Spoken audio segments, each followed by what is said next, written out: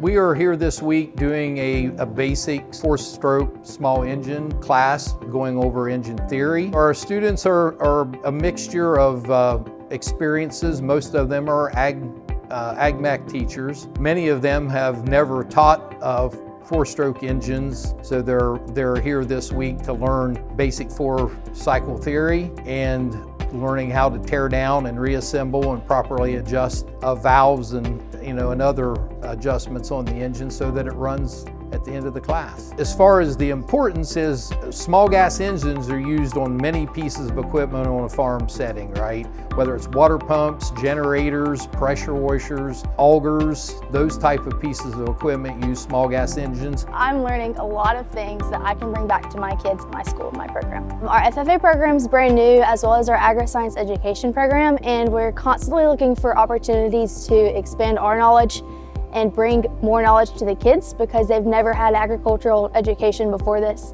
And so strengthening my career base or my skill sets as a teacher and referring it back to the kids was really our goal. There's some teachers in there who knows so much, and then there's some like me who's kind of new to it, but I feel like we're all gonna leave learning something because whenever it comes to engines or anything in the agricultural industry, constantly adding to your skill base is very important.